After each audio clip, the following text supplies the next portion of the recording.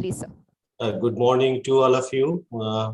After a wonderful inaugural session, very educative sessions, I really enjoyed that. And now we begin the technical session 1. And in this session, we have 3 lectures. And the first lecture is the presidential address, followed by 2 keynote lectures. And for each lecture, so there are 20 minutes time. And without losing time, I invite the first speaker, Dr. T.K. Bagh. So T.K. Bagh is going to give a presidential address, and in that he is going to speak on fungal diseases of orchids and Indian perspectives. Dr. T.K. Bagh.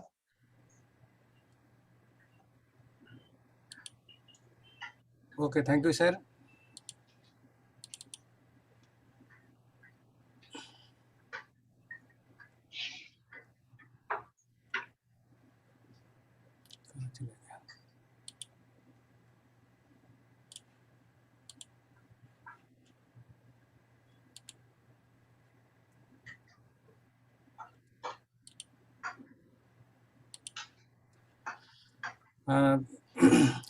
Thank you, everybody, and respected chairman, respected co-chairman, and other dignitaries present in this session. It is my pleasure to give a short talk on unconventional topics which is not present everywhere and very rare to see these topics. And my topics is fungal diseases of orchids and Indian perspective.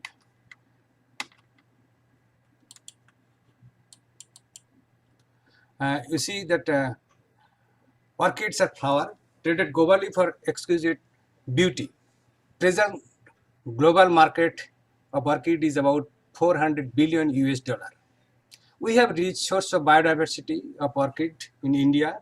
All these orchids mainly distributed in Himalayan region, including entire northeastern region and the Eastern Ghat, Western Ghat, and little bit in Andaman Nicobar Islands. Within India, about 1,250 species are known, and among them, highest number 600 species are there in Arunachal Pradesh, and all the NA states there is having orchids. You see, if you see the pre-independent India, when J.D. Hooker was a director, Royal Botanic Garden Kew, he wrote a book chapter on orchids in the famous book Flora of British India, that is published in 1890 to 1891. Later, King and Pentling. King was working in the Botanic Garden Calcutta, and he published a book on orchids, the orchids of Sikkim Himalaya. And after that, for orchid of northwestern Himalaya was published by Duti, 1906. And after independence, you see that large number of Indian authors, they documented the orchids throughout India. We have large number of orchid species, but unfortunate is that the commercial cultivation of orchids were not get much impetus in India even in early 80s, because after independence, primary thrust was to produce more food grain, including rice, wheat, pulse, or oilseed, fruits, vegetable, milk, fishes, eggs, and meat. Production of flower was considered as luxury item. Only few indigenous flower, that is marigold, rose, gladiolus, were produced by non-professional manner. Nevertheless, during 90s, ICR took initiative to establish National Research Center for Orchid at Sikkim on 5th October 1996 to organize research program on improvement in productivity, quality, and commercialization of orchid. So I was having a chance to serve that station for 7 to 8 years working on orchids. But things is that the station was established and literature was not there. So from where to start this work? So we started and we found that diseases are there, but what are that? We don't have the literature. So we started the searching literature in Indian condition, and we have seen that most of the fungus isolated from orchids from botanic garden or some missionaries people, they used to send the isolated fungi for identification to the France or the UK. There was Berkeley and then Levellier and Montagny in France. They used to do that services.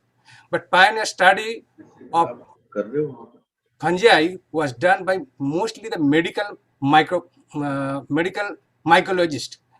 Out of them, this Dr. Cunningham and Berkeley was famous. They used to send this sample to Europe for identification. And at the time of E.J. Butler, they work on fungi throughout India and publish a monograph on the Pythium and his classic book, Fungi and Diseases in Plants. We also searched this book, but their work on fungal diseases of orchid was not received at all. After Butler, there was work by J.F. Dastur, the studies of Phytophthora and Rangaswamy in Pythias fungi. We have seen there also that no disease was reported there regarding the orchids.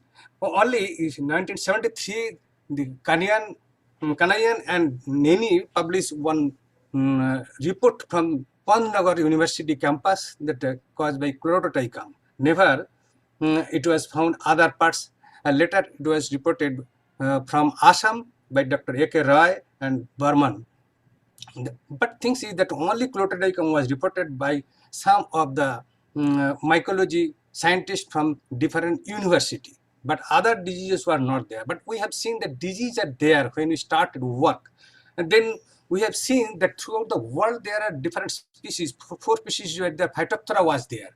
Phytophthora palmivora, Phytophthora cactorum, Phytophthora nicotiana, and Phytophthora multiplication. New species in 1980 it was published from the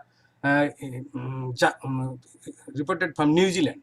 And we have seen the world map there. We have seen that North America and South America, the disease is there. And entire Asian countries and Australia, there is huge infestation of this disease. But if you see the picture of India, there is no report at all from the orchid disease, especially the Phytophthora and Pythium.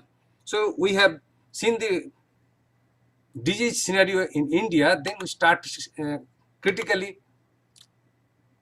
But India, nobody report that disease. At first, we have seen that Catelia orchid is there in our polyhouse, but there's some entire plant was disintegrated in this way and blackening of the stem. In Catelia, we have seen this. Later, we have seen that the Cymbidium orchid, this normal growth is there and flowering plant, but when grown on pot, there is infection. The side shoot is becoming black.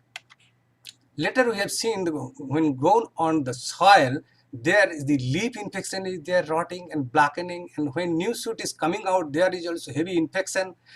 And when we saw there is the huge blackening of leaf grown in the polyhouses. So all these symptoms we have seen. Later, we also surveyed the farmers' field. There we have seen that the Cymbidium orchid is grown on pot as well as the polythene packets for larger area. There we have seen the several plant was infected, and farmers are throwing in this way that this plant have been damaged. So what are the causal organism? We are searching that. Different species, the Dendrobium, that is the Dendrobium nobile, that is the state flower Sikkim, that is also heavily infected. And when we started the growing of tissue culture plant on the community pot, there is also heavy infection with this disease. Then what happened, we took out the infected tissue and surface sterilized and grow on sterilized water. It's water culture only. There we have seen the growing of the sporangium. So we came to conclusion this the disease may be the Phytophthora disease. Then again we took the infected tissues from the Cymbidium plant. There we have seen infected tissue. There is oospore formation. So we become confirmed that these are either Pythium or the Phytophthora. Then we characterize it, and our observation was that it might be the morphologically similar with Phytophthora nicotiana, and this fungi could be Phytophthora nicotiana. Then we isolate and send this culture to IRI for identification. There, Pumila madam was that time. It was she was there, and they identified this is Phytophthora.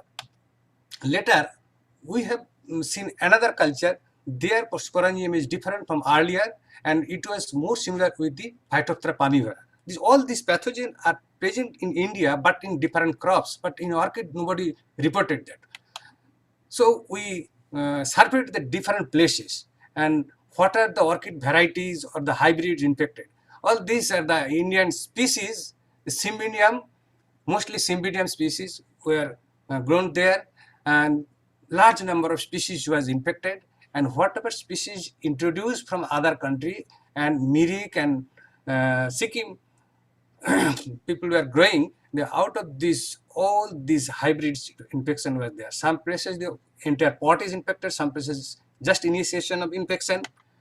And we have started to study the polyhouse to polyhouse, how many plants are there, how many infected is there, what are the intensity of this disease. And we have seen that the intensity percentage of incidents is less than 1 to about 28%. So we also search what are the growing condition, how they are growing. So we have seen where there is poorly managed polyhouse, their infection is more. Where there is, they are growing the orchid crop on soil, and soil is mostly wet or high humidity is maintained in the polyhouse, their infection is more. But where there is well maintained and grown on pot, and pot are also kept on the raised bed, on rack, there is infection is less. So we conclude with that in Sikkim, Rumtek, Ranipur, Namli and Pakyong, Namchepong, this place there is this disease is severely present, and in West Bengal, Lava, Kalimpong, Karsiang, Sukiapokudi, Mirik, Darjeeling, this place are there. Even there is one orchid sanctuary in West Bengal in Darjeeling district. There is also the presence of this disease, and this disease is, occurs mainly in the rainy season. In entire northeastern region and Sikkim, early rainy season or early rain is there. After March, usually rain come. So from May first week to June, and it will continue up to the September till the rainfall continue. So epidemiology, we have seen that when it is grown on soil, in clay soil, and water holding capacity is high, there this disease is more, or poor drainage is there, the disease is more. And pot, if we grow on pot and that pot is placed on the raised bed, the disease is less. And when the soil moisture is very high, greater than 90% and saturated, and soil is acidic, there this disease is more. And sometimes what happened, the rainwater is continuously coming to the polyhouse and the rooftop is torn, and each and every pot is moistened with water, and somewhere water logging is also there. So in that case, disease is more. So the high humidity and comparatively higher temperature is favorable for development of the disease. Then we also started to do work for fungicidal management, but Sikkim was that time going to move on the as a organic state, so they don't allow to use any fungicide. But we have to do something because this crop is floriculture crop. There is no residues, nothing is there. So we started with the available free fungicide. Out of this fungicide, we saw this metalaxyl is very effective, and we give them some of the tips is you do that.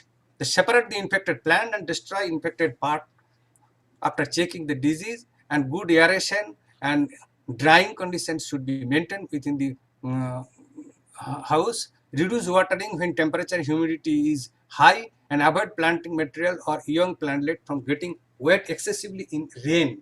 Use of rain shelter at the nursery during rainy season is essential. When orchid plants are grown outdoor, plants should be placed on the concrete surface, or you make a rack which should be at least 90 to 100 centimeter high, so that the through rain plus the sporangia or the fungi cannot reach the pot.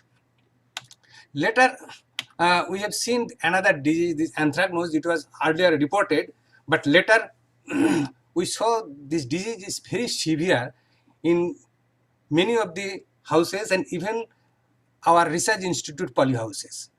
That cases we saw the disease and identify, and it is things that they are because of sexual reproduction. There is ascospore production, variation is there, and so infection is more. We studied the different species and genera, and we have seen that 88 species of orchids belonging to 25 genera was infected. And for management approach, we have seen that eradication of all disease organ or plant parts by cutting before spraying with fungicide, and avoid plants to overexposing to direct sunshine, because there will be sun scorching is there, and when there any injury or the burning portion is there, infection took place through this sunburn scorch place or the injured cut portion. Maintenance of proper growing condition with adequate nutrition, because we have seen that the high dose of nitrogen and fertilizer stimulate the infection of this disease, and we suggest to apply alternatively thiophanate methylame or the carbendazim for proper management of the disease.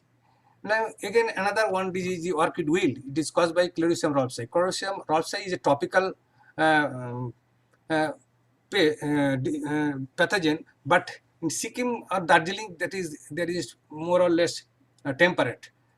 But there the disease is coming on orchid, and orchid wilt caused by Chlorotium ralphii was not reported at all at that time in India. So we report first time in India. But when crop is growing under the polyhouse condition and the temperature is getting high, the disease is appearing, and the disease is coming mainly through the leaf mold collected from the forest. And this is the symptom. You see that the Cymbidium plant infected heavily on pot with this Chlorotium ralphii. The Cymbidium hookeranium infected the plant, and all the plant leaf just fall down, and entire the leaf is full with the Sclerotium. And these are different species. This Paphiopteridum venustum, Phaeus tankerville, Cymbidium pendulum, and the Vanda stangiana. These are different places we have seen the infected with the Chlorotium ralphii. And these are the fungi infected with the Vanda group of orchids. So different species, Cymbidium species and Cymbidium hybrid infected with Chlorotium wilt in Sikkim and Darjeeling. So epidemiological study, we have seen that June to August, when temperature is high, about 20 to 29 degrees centigrade, and relative humidity 60 to 78%, there the disease is more. So we suggest that you remove the infected plant from the collected stock and sterilize the potting medium. We came to know that it is coming through the leaf mold, because when leaf mold was purchased from the supplier and it was stored on the concrete floor, on the surface of the leaf mold there is growth. So we suggest to surface sterilize or sterilize with the formalin solution and then use it, and infected parts should be removed.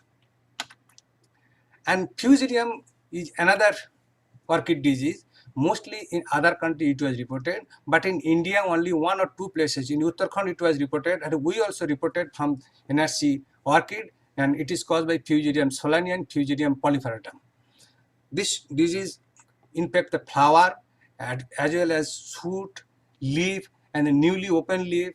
All the cases, it also causes rot type of symptom. Dr. Vikas Mandal and Sharma also reported this epidemics caused by Fusarium in Darjeeling and Kalimpong. And we have seen, beside Kalimpong, this is present in Sikkim, in other parts of India. And so removal and destruction of infected plant and growing media, and sterilization of growing media, awareness of excessive watering and drenching the media or root zone with carbendazim or thiophanate can control the disease. And another important disease is botrytis disease. This is mainly the disease of flower. Flower is the ultimate sellable goods in case of orchid, but if flower is infected and become anti-D, nobody will purchase it. So control of this disease is very important. We have seen this Cymbidium, Phalaenopsis, Makara, Catalia, all cases the flowers are mostly infected. And beside that, some of the time we have seen that the leaf infection is there, and then newly opened tender leaf of Tinea also infected, and pseudobulb also infected heavily when it was exposed and injuries is there. All these cases, the botrytis pathogen was found on orchids. And beside this, some of the orchid disease which are never reported in India, but we have seen it is there, although it was instructed that you should not report any new disease on orchid because orchid is an export-oriented crop. If it is there, then there will be problem.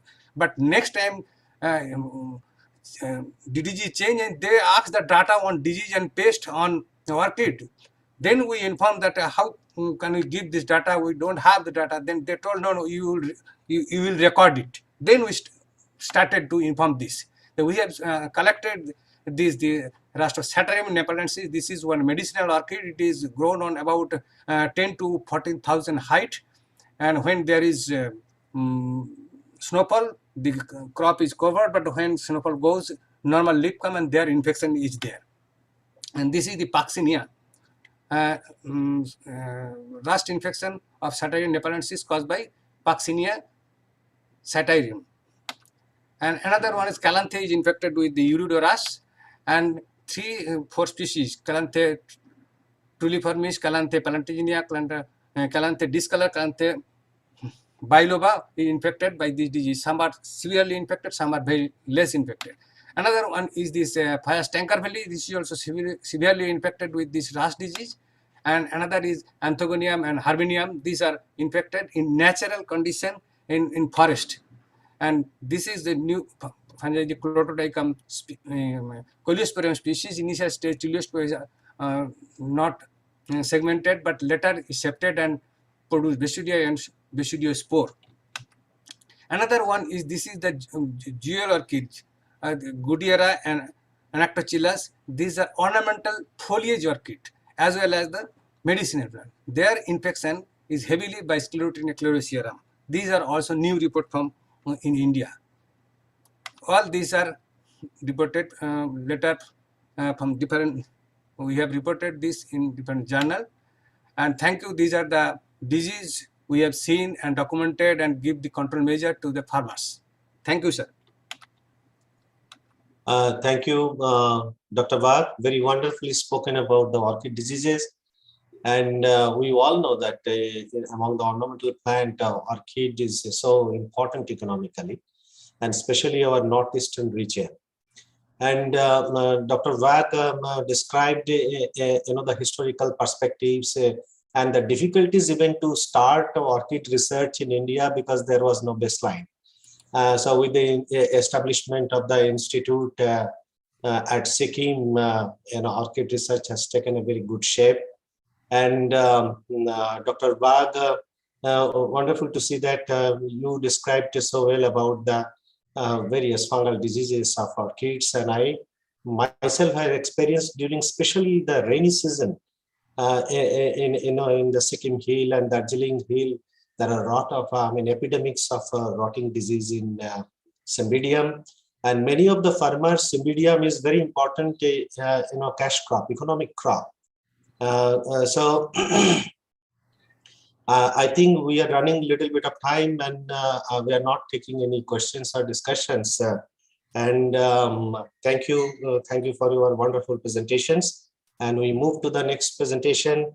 And with me, this session is co-chaired by Dr. Dinesh Singh. I would request Dr. Dinesh Singh to invite the second speaker. Dr. Dinesh Singh. Are you there, Dr. Dinesh Singh? Yes. Yes. Thank you, Dr. I would like to, that is my privilege to introduce Dr. S.C. Bhardwaj, first speaker. No. Please, now Dr. Singh will be there. Dr. BP Singh. Okay. So sorry for that. So I would like to introduce Dr. BP Singh, the former director, Center Potato Research Institute, Simla. Before invite him to deliver his talk, I introduce him and a brief biodata. As he did his master and PhD from Aligarh Muslim University in Botany, joined ARS in 1977 as a scientist S1 in plant pathology at Center Potato Research Institute, Simla, and served there in various capacities, including joint director and director of the institute before superannuating in 2016. Major area for research include late blight disease of potato and seed production systems. His research work led to the development of protein late blight resistant varieties, which are grown across the country, and late blight forecasting model, Jholsa cast and Indo blight cast, which are wave-based and used across the country. Existence of A2 mating type and sexuality in the Phytophthora infestans was demonstrated for the first time. His research work in seed systems led to development of new seed production system known as the aeroponics.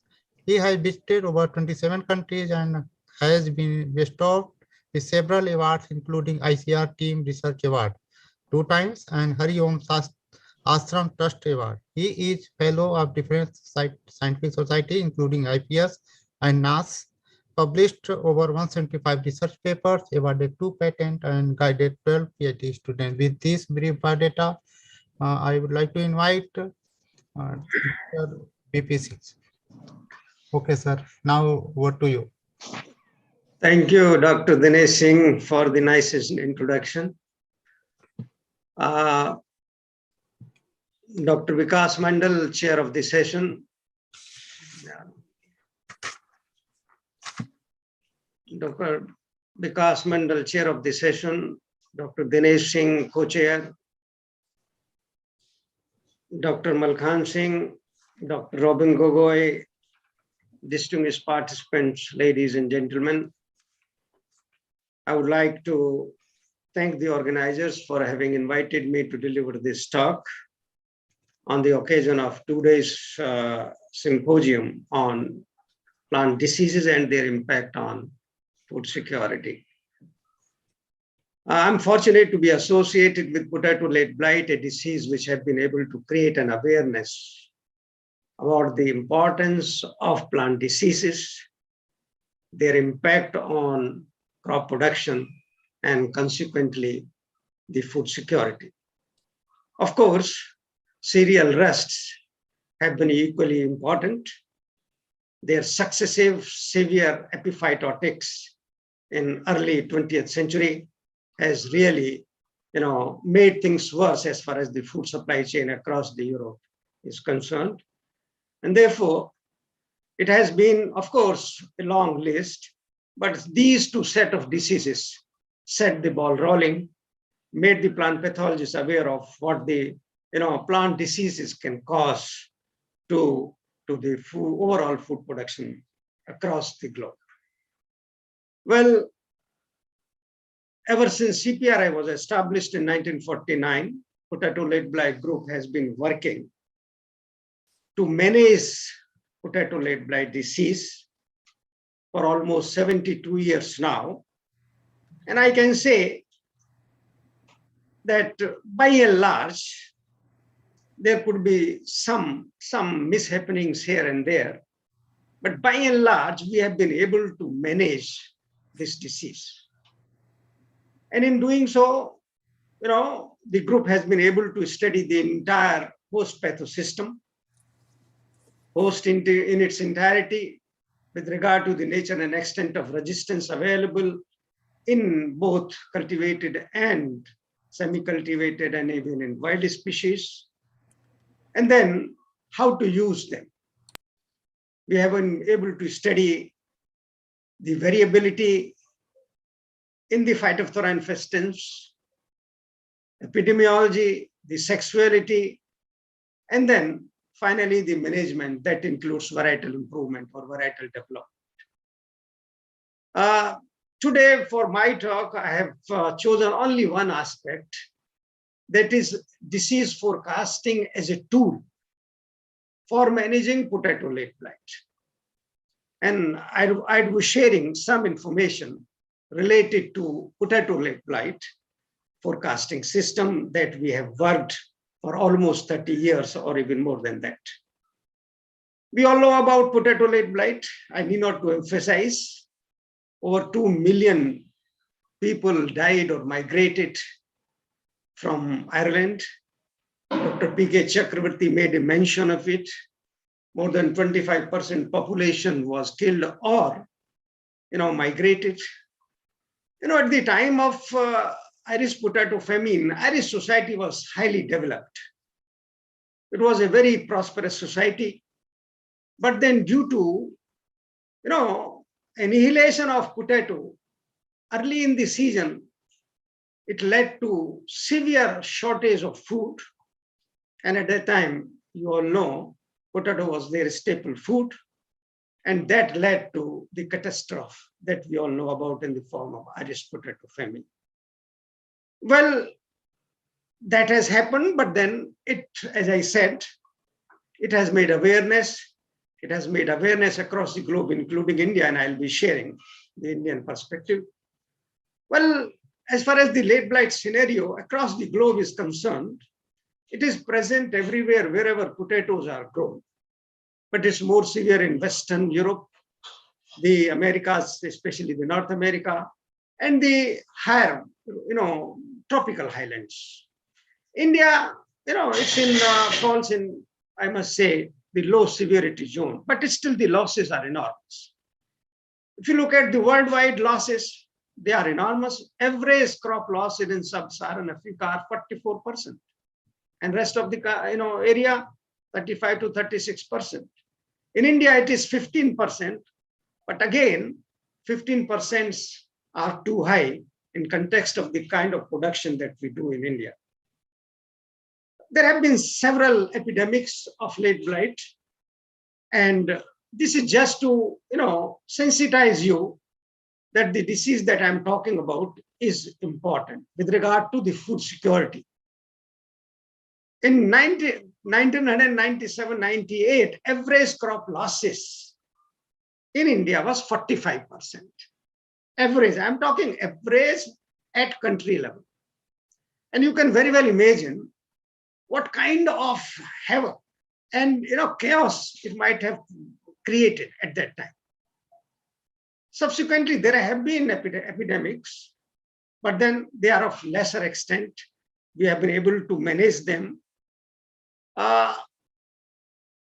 Spread as far as the distribution of late blight across the country is concerned, is more severe in the hilly regions.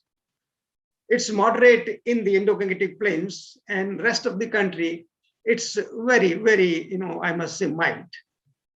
As I said, the average crop losses are 15%, but 15% of 53 million tons of potatoes comes to 9 million tons. Can we afford loss of 9 million tons of potatoes in the country? I think nobody can afford.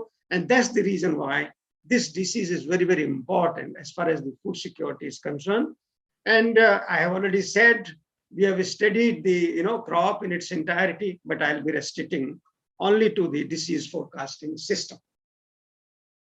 My predecessor, Dr. S.K. Bhattacharya, late Dr. S.K. Bhattacharya, developed decision rules for forecasting late blight for the entire hilly regions. And believe me, he developed those decision rules in 1972, and they are still operative. They are still operative in the hilly regions, especially in Himachal Pradesh. But when I tried to, use those tools or those decision tools in the context of, Uttar Pradesh, at that time I was at Modipuram Meerut. So I tried to use those decision rules for forecasting late blight in Uttar Pradesh. They did not work. Now, naturally, when they did not work, I have to think why they have not worked. And then naturally, I have to look at different options. I have to look at different options available at that time. And those options are many. But then I found moving day concept and severity value concept has been very good. It has been found across the world, including Dr. Bhattacharya used the moving day concept for forecasting late blight in the hills. So we also used the concept of moving days for arriving at the congenial hours of temperature and humidity, which are threshold. I mean, I'm talking about the threshold values. The moment they become accumulated, the late blight is able to appear. So we developed decision rules based on congenial accumulation of congenial hours of temperature and humidity, and then forecast late blight in the Indo-Gangetic place, especially at that time in Uttar Pradesh. When we tried to test them across, over the years for 10 years, we found 8 out of 10 years, we were able to successfully forecast. And we thought we can use these decision rules for forecasting late blight in Uttar Pradesh. So we computerized it. We developed a model known as Jholsa-Cast model, operationalized it. Computer program was developed. And then data could be entered directly. I mean, it could be taken directly from the weather station, or it could be entered, and then you run the model, and it will give you a forecast when the disease is going to appear or not. But there was a specificity in these decision rules, as we could not use decision rules which were developed by the late Dr. S.K. Bhattacharya for hills. They could not be used in Uttar Pradesh. Similarly, when we tried to use these rules in other parts of the Indo-Gangetic plains, they again did not work. So we standardized these rules or calibrated these rules with regard to different geographies. We did it for the state of Punjab, then state of West Bengal, and then, Tarai region of Uttarakhand. And we started, our regional stations and the AICRP centers located in these locations. They started using these decision rules for forecasting late blight. But that was regard to the first appearance. That was important. But the question is, once the disease has appeared, you have been able to, apply prophylactically fungicides. What about the next spray? So naturally, there has to be a schedule for need-based application of fungicides. And this we developed, again, based on the relationship of congenial hours and relative humidity.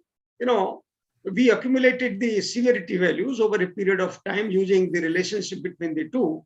And we found that 150 severity values were good enough to forecast, to apply next spray if it is a contact fungicide, and 175 severity values if it is a systemic fungicide. So this way we were able to, develop decision rules for applying need-based fungicides. But then the time comes when you have to, stop spraying. Question is when to stop. And for that you need yield loss assessment models who can guide us. And this is what we did. We developed the yield loss assessment models to advise us when to stop these sprays. And using all these three models, the decision rules for first appearance, the decision rules for need-based application subsequently, and when to stop. A decision support system was developed using all the three principles into account, and it had been very effectively used. But as I said, there is a specificity. That's one part. And, we have to calibrate these rules, these decision rules for every geography, every location, which is not possible. So we wanted to develop a pan-India model, which can be applied across the country. For that, we had a relook at our, the very principle or very base of forecasting. That is the effect of temperature and humidity on Phytophthora infestans. We found that the relation or effect of temperature on Phytophthora infestans was non-linear. And therefore, we tried to use the concept of physiological days. We call it as P days, but it is physiological days to take care of this, this kind of effect. Similarly, in the case of relative humidity, we found the effect is parabolic. And therefore, to take care of this parabolic nature of the relationship between the two factors, we took only the mean relative humidity of night. And using these two parameters, then we use the ROC curve to arrive at the threshold values of the physiological days and the mean relative humidity required for appearance of the disease. And we found that these values, I think they are more clear in the next slide. Yeah. Then we found that these values were 52.5 physiological days and 525 mean RH. And based on that, we developed the decision rules that late blight would appear within 15 days of accumulation of 52.5 physiological days and 525 mean RH accumulated over 7 consecutive days. That was the condition. When we tried to, found their fitness, goodness of fitness of these decision rules, we found they were, quite accurate. They were more, goodness of fitness was more than 80%. And then we thought we can definitely use these decision rules. But then, I would like to share with you that the data which was used for developing these decision rules was not from one location. We used data from Jalandhar, Modipuram, Pantnagar, and Kalyani from West Bengal. So we used data from 5 locations for developing those models. So it was not used alone from Modipuram or Shimla or from one other location. 5 representative locations were used to develop that model. And that was one part. Then we tested these models using data from other locations. That is, say, for example, Faizabad in Eastern Uttar Pradesh, Patna in Bihar, Jorhat in Assam, Hassan in Karnataka, Dharwad in Karnataka, Shimla, Shillong, and Uttarakhand in Nilgiris. So we tested the decision rules that we developed at these locations using the weather parameters and disease appearance in these locations. And we found that we were able to forecast the disease very precisely at all the locations. And that covered hilly regions, that covered the plateau regions, and that covered the plains, the Indo-Gangetic plains. And that made us, very, very, I must say, comfortable that we can use these decision rules, for forecasting late blight across the country. Now, to operationalize it, we developed a web-based computer program we popularly call as Blightcast. And, the first window was that the first part is that anybody can use this model. It's not that only CPRI scientists can forecast. You only have to have a password from CPRI. The moment you have a password, you can log in. Once you log in, there is a drop-down window. You can select the location, you can select the date, and feed the weather data. And you see, the weather data is not very complicated. It's only minimum and maximum temperature and minimum and maximum relative humidity. These set of data. And these set of data are available at every location. Even they are published in newspapers. So any farmer can take these data from newspaper and can enter this data into this particular web-based program. And then he can run this program. There is a window for running the program. Once you enter the data, you can check whether it is correct or not. And then you run the program. And then a forecast would come. 3 kinds of colors would appear. Green, if it is green, then that means there is no danger of late blight. Late blight is not going to appear in near future. If it is yellow, that indicates that the conditions for appearance of late blight has appeared. You have to prepare yourself and start applying your fungicides. And if it is red, it is already there in the field.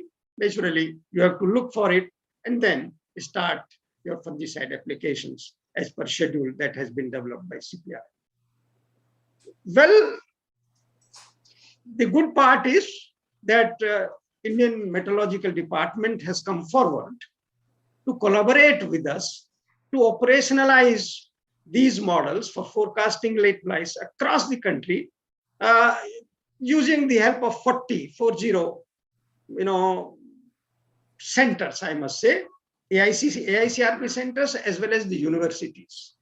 And then, as of now, these decision rules or Indo-Blightcast is being used on a routine basis for forecasting late blight across the country in each geography. And in doing so, we are able to contain and manage late blight, I must say, up to a satisfactory level. I think this is what I wanted to share with you with regard to this one component, which we have invoked and worked at CPRI for managing lead blight. Thank you, each one of you for your patience. Thank you, Dr. Singh. Just a wonderful presentation, and what a excellent contribution to the management of lead blight of potato in India using the forecasting model. And it looks like that although there are relative humidity and temperature so critical input to the model, and the model which was previously developed, and it has been further tuned and made perfect by you and your colleagues team. That is such a wonderful contribution, and excellent to know all this. And I always feel that the lead blight of potato and the rust disease, these are the two diseases, the foundation of plant pathology. In fact, the plant pathology subject developed on this too. And potato being such an important commodity, and this contribution is really a national contribution. I thank you for your wonderful presentation. Thank you. Thank you. So now we move to the next speaker, next presentation.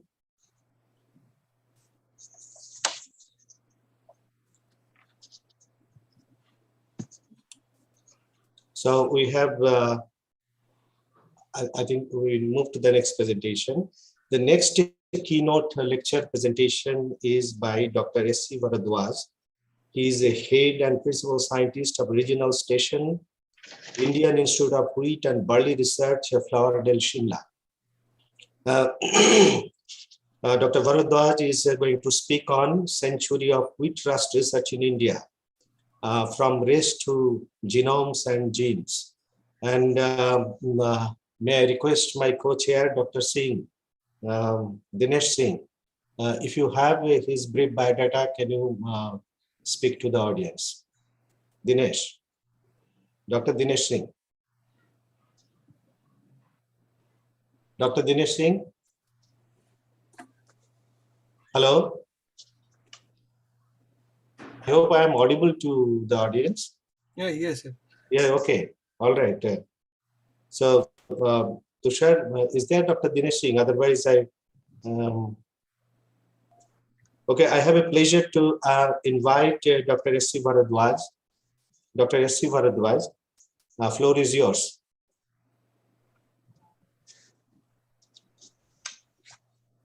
I'm not able to hear any response. Yes, please. I think I am audible now. Yes, sir. Yes, sir. Yes, Dr. Bharadwaj. Yes, please. Thank you very much, Dr. Mandal. I mean, you are looking so fresh, and definitely, I mean, all the speakers, it was very satisfying, particularly my very senior colleague, my very elder brother, Dr. Birpal Singh. I think early in the morning, we had Dr. Chakravarti. We got very good information. So thank you very much, Chairman, sir. I shall present now my topic. So actually, when I was asked to make this presentation, I was just debating that what should I go for. So ultimately, there were so many topics, but then I remember two things. One was that this, can you hear me? Yes, sir. Yes, sir. Yes, sir. Okay, I was trying to enlarge this slide. I think it will take some time. Slide is not coming, Dr. Bharadwaj. You share, sir. Share. You did not share it. Yes, sharing, but it's not coming actually. Mm-hmm. Now it's Now it is coming. Now it's all right. If it can be enlarged, can you enlarge it? It is appearing small. slide mode can use. Yeah, I think it will take some time. So when I was to decide that which topic I should speak on, so ultimately there were so many topics, but then I realized that Dr. Steckman, he started this work around 910 or so in the United States, and in India. It was in 1923 that Dr. K.C. Mehta, he was here. So ultimately, I thought, why should I not go for one, topic which is, very, very dear to all the people, that I should speak, about rust. this previous slide. So that's why I took this Russ, I mean, what has happened over the century, not in India, I mean, elsewhere also. So that's the reason that I chose the topic. And as early in the morning, people said that two diseases are very important. Here, I'd like to say one thing, that the Russ are very much mathematical. When you see, not in biological sciences, anywhere you will find that 1 + 1 is 2, but in case of Russ, this is very precise. This is totally operating on gene for gene hypothesis. So 1 + 1 is 2, that's wonderful. And this is, I mean, among 3 diseases. Then another was there, which was, able to cause famine in West Bengal in 1943. That was rice brown spot. So these are very, I mean, historic diseases. So it's a pleasure, I mean, to speak on this disease. So when I started, I just read the words of Dr. Norman Borlaug, that he said that civilization could not have developed as it is today without an adequate supply of food. And food is, that's very important, that food is a moral right of all the people who are born on this earth. And that's a big challenge, that I challenge next generation to use new scientific tools and techniques to address the present day problems or the things which have plagued the modern world. So these are the challenges to Indian agriculture, not Indian, even elsewhere also, that climate change is there. Fertile area is shrinking. All of you will agree that fertile land that is being converted into malls, roads, so many things, activities are going on. So that's, I mean, the situation. Then yield barriers, we have reached a plateau because simply, I mean, hardly there is any genetic gain over the years. That's very, I mean, negligible. Then yield gap is there in farmers and experimental field. And consolidating the gains, and we require a roadmap for 120 million tons by the end of 2050. But luckily, I mean, as Dr. Chakravarti said, that population is stabilizing. Storage problem is there. I mean, lot of million of tons of food that definitely rots outside. Then there is again a problem in soil, that CN ratio that is disturbed. And water crisis is there, as Ismail, this man told that next war will not be for other thing, but it will be for water. Then genetic diversity that is eroding because we are evolving good genotypes, people are following those. So the genetic diversity definitely that is narrowing. And then we have got imbalanced use of fertilizers, as in the last discussion also, it was told that farmers, many of them, they are not aware. I mean, if a pest is there, they will be spraying fungicide like that. I mean, so that is a very indiscriminate use going on, though we are very low in use of chemicals. Then abiotic stresses are there, biotic stresses are there, and among biotic stresses, particularly for wheat, rust, blight, blast, head scab, these are very important, but rusts are still number one because they occur everywhere wherever wheat is grown. One or other rust will be there. Chemical control is visible in this case. And then, sir, excuse me, sir, your slides are not moving. I think. Move the slide also and make it in a slide mode, please. Only first slide is visible to us. Oh, Yes, sir, yes. God, that's very sorry. So sorry for interruption. You are not able to see other slides. Only the first slide is visible to us. What should I do? What were you telling? I think again share it if it is not going. Okay. Close it and share it again. Yeah. Stop it and then again you say. So make it a slide mode. Now it's Okay. It's moving now. It's fourth slide, I think. Now it's all right. Yes. Can you go to slide mode? Slide mode. Actually, I was doing it, then that's how this problem came up. Now it's all right? No, still slide mode is not there.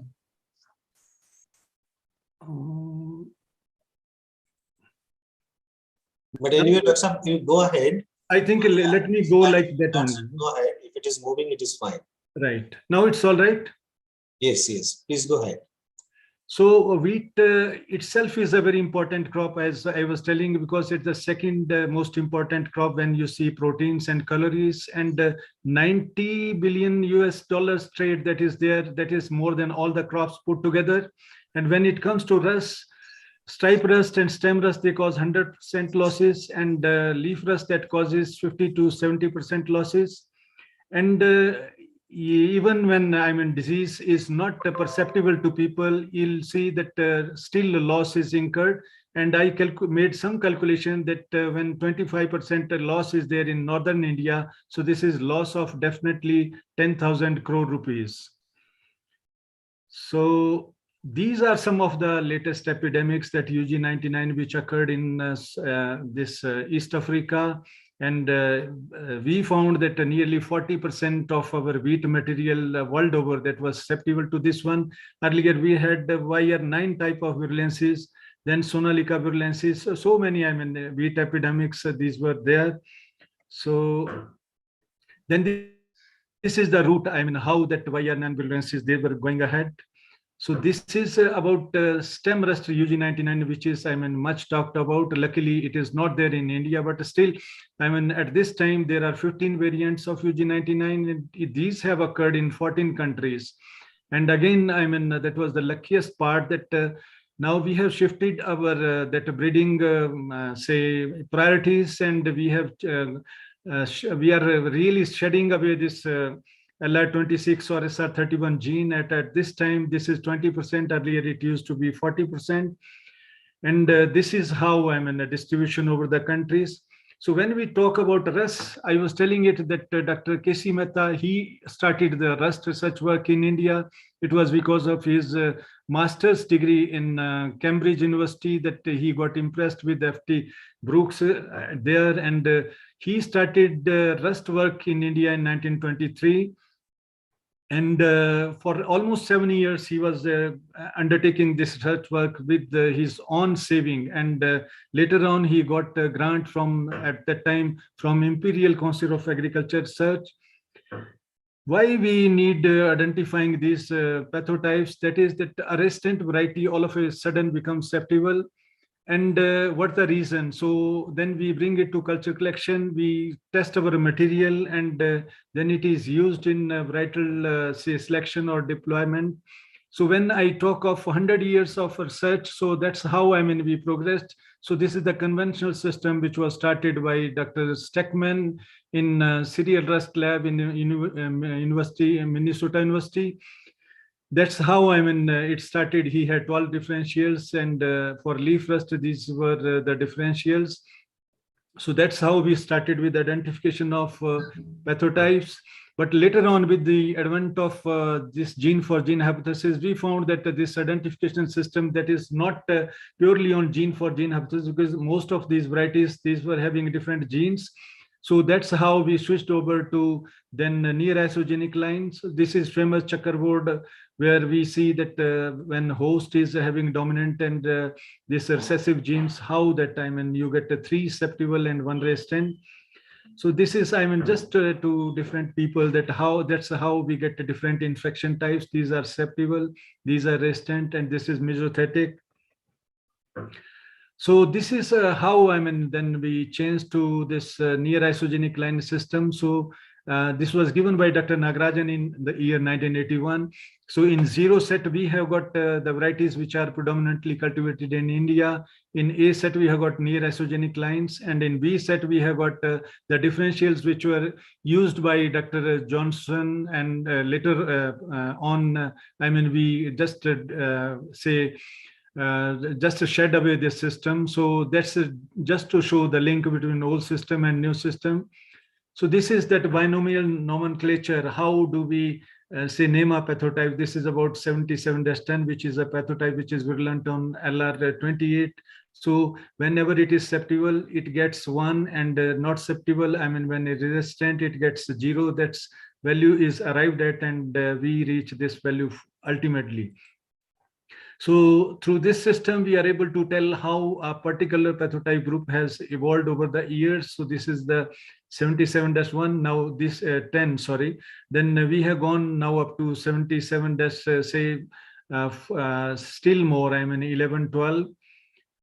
So this is the predominant pathotypes occurring in India, and every year we are monitoring these, and I mean we are able to tell how our varieties they perform, and so this is again that gene for gene hypothesis, and the boom and bust cycle. We release a variety and ultimately to become susceptible after some time. So this is famous that disease tetrahedron, where you can see that what are the conditions. I mean, the susceptible host has to be there, pathogen has to be virulent, and then environment has to be favorable, and the disease should occur at a time that it gets a sufficient number of cycles on host to cause an epidemic. So this is how we develop a resistant variety to become susceptible. So evolution of Rus in India, so in particularly in India and adjoining countries, then Australia, Europe, the alternate host, these are not functional, and the pathotypes, these develop only through mutation. So mutation that is going on independent of the host, and that's how, I mean, number of pathotypes or races are less in the countries where alternate hosts are not functional. But if you see USA, then they have got, I mean, many hundreds. So over the years, we have now come to know that resistance that is of these types. One is that all-time resistance, and the second is adult plant resistance. And in adult plant, you have got a race-specific and the non-race-specific. In race-specific, you have got a hypersensitive type and non-hypersensitive type. So when we go for varietal identification, we have got a blend of all these genes so that we get durable, say, variety which lasts, I mean, for long time, and yield losses are not there. This is a slide of Dr. Ravi Singh from CIMIT. You can see that when number of genes are added up, these are minor genes. So ultimately the disease level is least. Otherwise, when gene is there, 1 or 2 genes are there, 2, 3 genes are there, then the say severity of disease that is more. So over the years, we have sequenced the gene. It was under the DBT project that we sequenced a different, say, species of Coccinia. This is about leaf rust, that genome is around 100 to 106 MB. And you can see that we predicted nearly 27,678 genes for the race. This is 77. And here only 1,129, they are responsible for, say, virulence, causing purulence or pathogenicity. And this race was evolving more because it has got more number of repetitive elements. So that was the reason that it is shedding more number of pathotypes. Another tool which has come up recently, that is about QTL. So this is very important, that you have got different regions or loci on a host, and which are imparting rust resistance. So these are linked to many SSR markers or SNP markers, and you can tag it, you can cross it, and you can develop varieties. So it's very simple, I mean, to map QTLs. We have been doing it in barley also, and then wheat also. And another tool is Genome-Wide association studies. So I was telling about QTLs that earlier, I mean, I was not knowing that how much important it is that you can get it in seedling also, and adult plant stage also. So QTLs, these are occurring throughout the life of the plant. So this is genome-wide association mapping. So it is very interesting that you come to know that what is the diversity of plant material, and where are the loci where this is, I mean, the different genes they are occurring, and which is a new, I mean, area where you can get resistance, and you can use it through marker-assisted backcross breeding. So these are the markers, I mean, available for all these genes, and the red one, these have been cloned. So here I would just, I mean, go briefly that advantage of cloning is there, that when you clone a gene and you introgress it, it's very interesting that it will have only the effect of this gene. Otherwise, when you go for backcross breeding, then the other material, I mean, you can say the undesirable traits, these are also components. So this is, I mean, gives very clear effect of a gene. This was for leaf rust. Then this is for stem rust. So these genes have been cloned. And I mean, every year, I mean, people, they are cloning 1 or 2 genes. So this is about stripe rust. These genes have been cloned.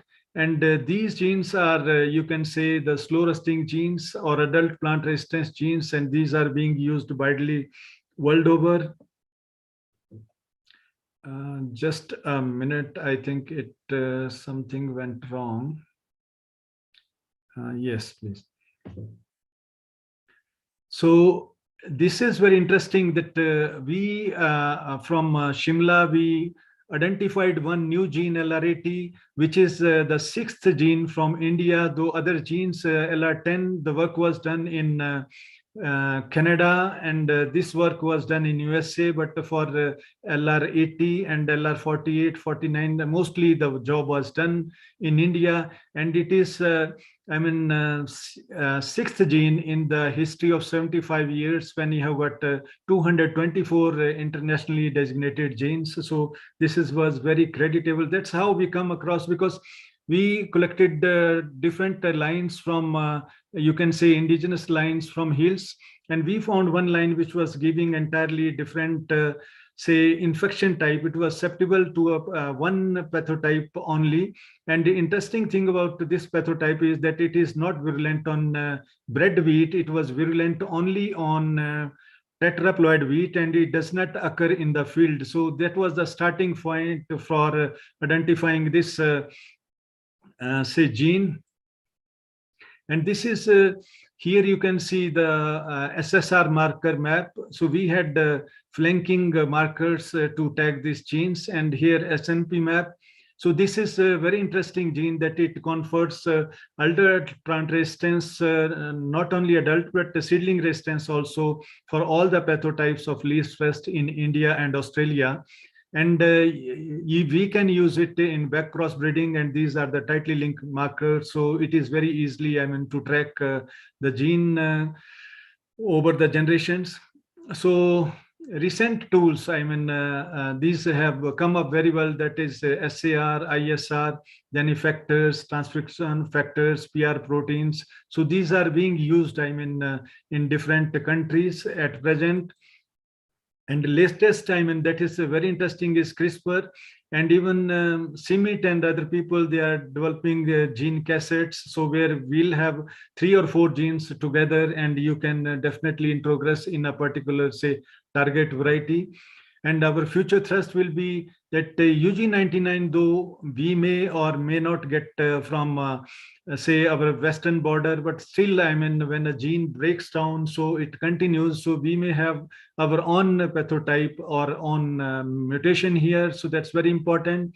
And epidemiology of wheat rust of India in change situation. What is the say situation, because alternate hosts are not functional. In hills we don't have any wheat, so that is an area which requires more rust. And then gene mining, gene discovery, and gene identification, that has to go on, and anticipatory plant breeding, preemptive plant breeding, that has to go on. And alternative methods of disease control are to be, I mean, taken up, because say resistance, that's very interesting and that works very well. But still, I mean, if we'll have to see that if alternative methods of disease control, they work, then we should go for these. And wheat rust system.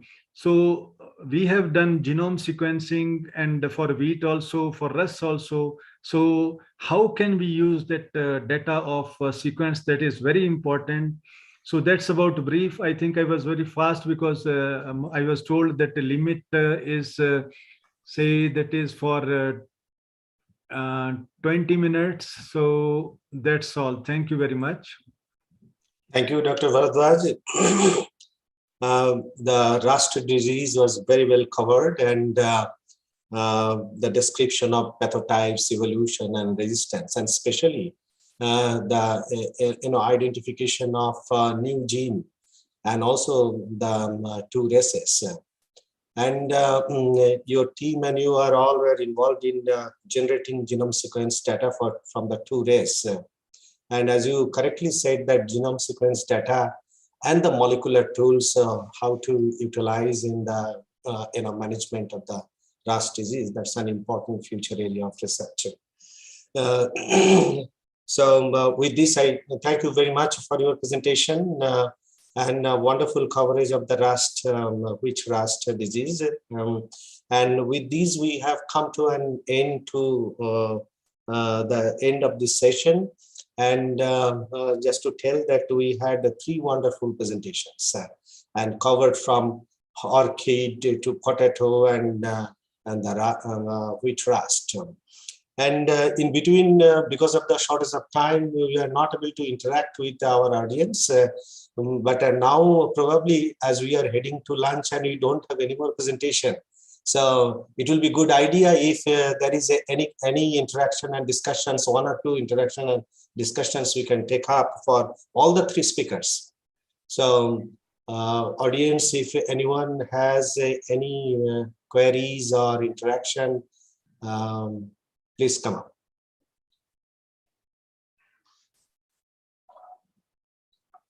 To Dr. Bagh and to Dr. VP Singh.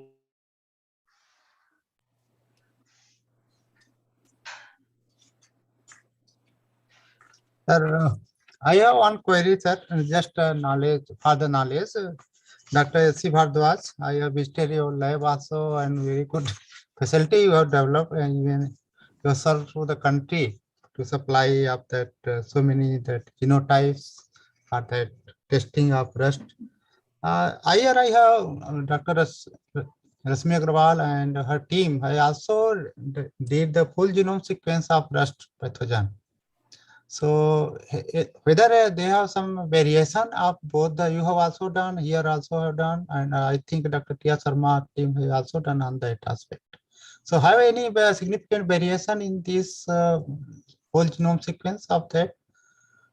Dr. Dinesh, thank you very much. And it was pleasure to have you here, and definitely to listen to Dr. Mandal also and others, Dr. Virpal Singh also. Actually, when we were doing this sequencing work with Dr. Rasmi, then what we did that we did not take the races which were taken by us in another project. So that's why I mean here we took 38S102, which was not used in other projects. Okay. So that's why I mean we see to it that there is no repetition. Otherwise, it depends, I mean, which platform you use, because if it is whether it is 35x something like that, so 100x like that, so you get I mean how much coverage of genome is there. In this case, the difference was that we went for a different pathotype. So definitely that is additional information which was generated. Thank you. Yes, thank you, Dr. Bhardwaj. Now, since my name was taken, so I wanted to intervene. Tell Dr. Dinesh. So you can. You remember we did it for Race I. You were a partner to that project also. And that Race I draft genome sequence is already submitted. But now further, those who are working on rust and of course, Dr. Bhardwaj's lab, they can do a lot of comparative. Actually, Praveen Juneja, she was very much interested to take up the comparative genome analysis work because those virulence which you did is quite different from what we did. And that is really a very good base material to look for virulence genes, effector molecules, a very good material because race I is least evolved race that is restricted only to the southern hills, Wellington. So that is 38S11, 38S, what was the next? 102. 110. But now 46S 119 and I think 78S84. These two were done maybe at Ludhiana or your center. So now somebody can take up the whole comparative analysis and lot of bioinformatics and further expression analysis for looking into the functionality of some of the very promising genes. Actually, so that will be really good idea. Actually, that paper is also submitted by us with the Ludhiana, and we are undertaking. I mean, we are about to take further work. Yeah, we stopped after that because we were not working on rust. But you were lucky, madam. You were lucky. Otherwise, yellow rust is not occurring now in southern India. Yeah, so that race sequence is there. So somebody can utilize that data and really dig out a lot of information out of it. Okay, Thank you. Okay, thank you. Good to see at the end some interactions. And I'm sure that Dr. Varadaj and Dr. Rashmi, that LR80 also will be covered for the sequence and differences. Mr. Chairman, I have a couple of questions to Dr. S.C. Bharadwaj. Kumar, one minute. Bharadwaj, it was one minute. I think Dr. Rashmi was answering something, madam. No, I was just telling Dr. Vikash to you that Kumar wants to interact. Okay, on the same question. Yes, Kumar. Yeah, Dr. Bharadwaj, it was a very good compilation of our Rust right from the beginning to the latest genomics. Yes. I have a kind of curiosity. The three major Rust, if you do the genome analysis, how much they are divergent from each other, and where the converging points are happening at genome level. Okay. Because we know that they are having a different niche on the plant and they're having a different kind of symptoms. So whether the genomic information, some information is there, where the divergence really there, the genome divergence. Yeah. Actually, we cannot pinpoint it at this stage, but we have seen that science is very interesting. When I was doing mycology also, you find some bridging pathotypes, right? For example, when you see Puccinia staphylococcus, we have got pathotypes which are virulent on barley, other are virulent on wheat, but still we have got which are virulent on both barley and wheat. So these are bridging species. And likewise also, when you say three different species, these are entirely different. Okay. So they do not converge to that an extent. Yes, sir. That raises another important question. Whether they are the breeding species, meaning Puccinia graminis triticea and Puccinia graminis triformis, you can breed them and develop a progeny of that. Is it possible? No, you cannot develop. Then we are questioning the speciation, right? We normally believe the members of the individual species, they are breedable. So if that is not possible, I think that kind of question we should address from the genomic data. So that's what I opened up this particular discussion, where the divergence takes place. I think you raked a very good point, but it's very, a funny situation and very, you can say, enjoying situation when you look deep into the science. I was working on competitive ability and fitness potential of different pathotypes of Puccinia triticina. So what was I doing? I was taking 5 pathotypes, having same quantity of inoculum, then inoculating for 7-8 generations, and it will be a very, interesting to know that what happened that after 7th generation on simple host, only the simplest pathotype will be predominant. Okay. But on complex host, the complex pathotype will be predominant. I'll just say that on, say, for example, say LR26 lines are there, and these are susceptible to 4 pathotypes. But the simplest one, that will be predominant on agralocal, and the complex one, that will be predominant on this LR26 line. So that's very interesting. And I was going on for 7 to 10 generations also, and there was no mating. That was interesting that ultimately whatever I got, so that was simply 1 pathotype or 2 pathotype like that, but there was no mating. When I was keeping those together also. So science, definitely this is very interesting. And there are so many areas to work, but the thing which you said, I think that is a point. And let me see how can we explore it further. That's very interesting. The point which you raised. Thank you. Thank you, Dr. Varadaj. It is stimulating discussions, and although the time is a limiting factors, and even though I would still like to indulge that, Dr. VP Singh spoke about the forecasting model. And, epidemiology is so important. And I think there is yet required adequate attention on epidemiological research in this country. And I was just looking into his presentation, that forecasting model which developed in a particular time or looking into a particular geographical locations are not really work in the next time or in the another locations. It requires fine tuning, and that is probably true for any kind of disease and their outbreak predictions. So on this topic, I know there are epidemiologists in the audience. And is there any questions to Dr. VP Singh on this topic? Dr. VP Singh, are you there in the? Yes. Yes, He's I'm there. Okay. We can see. All right. Very nice lecture, Dr. BP. Yes. So it was very stimulating, very nice. Yes. Is there any interaction on that topic?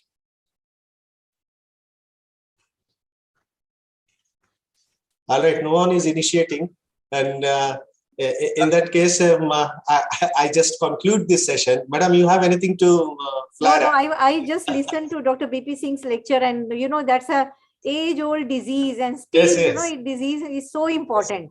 Yes, so important. And similar to rust. So these two topics were really ever burning. It is always there. Always there. And lot of dynamicity in the pathogen, which Dr. BP Singh also talked about. Kumar has something to say? Yeah. Actually, the Phytophthora infestance on potato, Dr. BP Singh, of course, is an excellent orator. The only question what I had in my mind was there was an outbreak of Phytophthora in tomatoes in Karnataka. Dr. BP Singh, can you please shed some light on that? Why there was an outbreak at all in the first place? Yeah. A few years back, we all believe that late blight is always associated with, is synonymous with potato. Yes. And suddenly somebody told in tomato there is outbreak. What could be the reason, sir? Where they are cross-infecting tomato and potato? Yeah. I appreciate and understand what you have said. In fact, tomatoes were also earlier also they were susceptible to Phytophthora infestance. But it was only the virulence that was required for that particular infection to happen on tomato was limited. And in fact, we did a lot of studies. At that time, I'm talking about 30 years back, there used to be only two races, physiologically, race 0 and 4. And race 0 was not able to infect tomato. It was able to infect potato. Race 4 was able to infect both potatoes and tomatoes. So this is how we, at that time, we made a difference. But in due course of time, race 4, 0, and all those, simpler races, they got eliminated and displaced by more complex races. And these complex races, which were evolved, in due course of time, they were not, infective to tomatoes. Now, what happened is there have been a lot of migrations, international migrations across the world. And naturally, in due course, it is believed, it could be a local mutation also, but it is believed that, a mutant from USA was introduced, we call it as a blue race, which was not available in India.